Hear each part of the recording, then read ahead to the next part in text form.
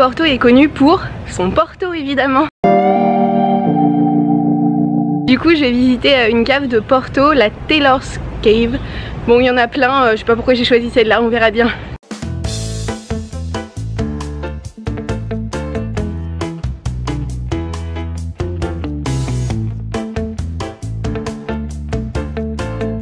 Il est plutôt tôt, alors du coup c'est l'heure du petit déjeuner.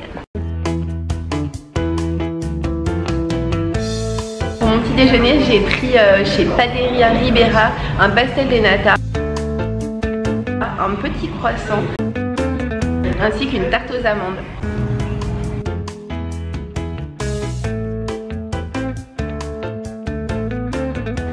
Je suis actuellement en train de traverser le Douro sur un pont métallique.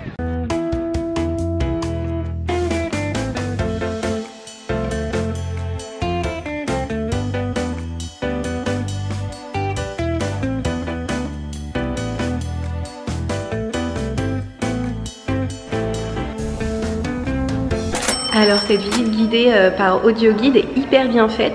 En fait là je viens d'apprendre pourquoi le Porto a un goût si spécifique au Portugal et comment il est construit, enfin fabriqué. Donc en fait je vais vous montrer. Le domaine du Porto se retrouve ici, dans la montagne. Et ensuite quand le vin est récolté, il traverse l'eau, il va jusqu'à Porto. Et en fait c'est le climat de Porto qui est le meilleur pour son vieillissement. Et le climat des montagnes qui est le meilleur pour faire grandir les grappes de raisin. C'est un petit peu grâce à la France qu'aujourd'hui il y a du Porto, parce que Colbert, à l'époque ministre des Finances, avait mis un embargo sur toute la marchandise anglaise. Et du coup les Anglais, en représailles, ont mis un embargo sur le vin français. Les Anglais, ne pouvant plus acheter de vin français, ont dû se rabattre sur le vin portugais. Et c'est là que le Porto est né. Je suis dans la cave depuis un petit moment et ça sent trop bon. J'ai l'impression d'être dans une gigantesque bouteille de Porto, mais je me noie pas. Les vignes Taylor se sont engagés en faveur de l'environnement. Ils n'utilisent plus d'insecticides dans leurs vignes et apparemment à tout un tas d'étapes de la production du Porto, ils ont réduit la consommation en eau. J'espère que c'est vrai, que c'est pas que marketing. En tout cas si c'est vrai, ça prouve qu'on peut produire du vin et ne pas utiliser de pesticides.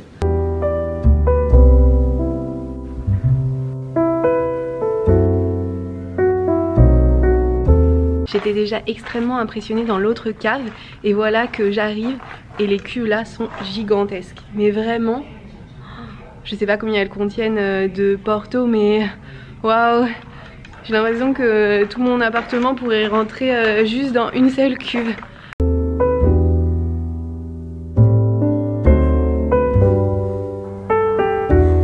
Cette visite dépasse carrément mes attentes en termes de connaissances. Je pensais pas que le Porto c'était quelque chose d'aussi complexe.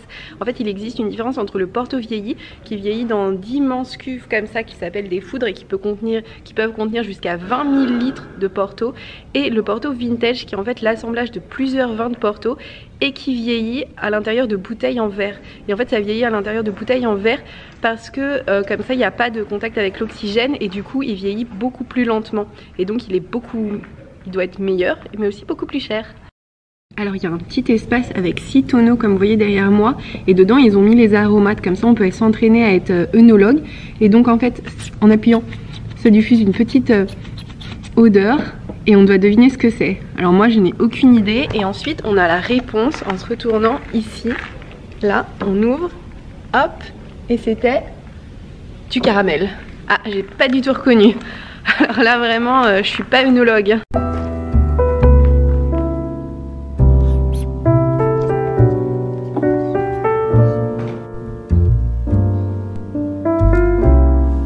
C'est le moment de la dégustation.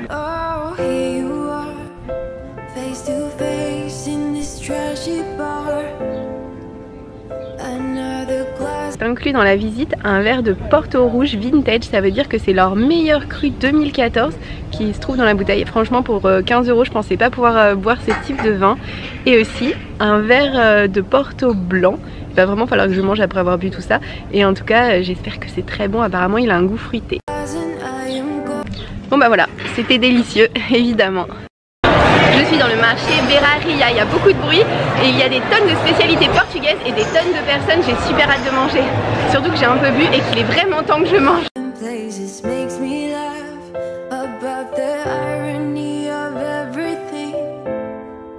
Je viens de m'acheter une Francesina.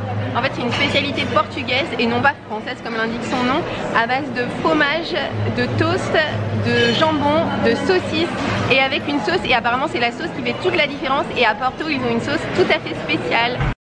Alors je viens de finir ma Francesina, c'était extrêmement consistant, c'était très salé et voilà.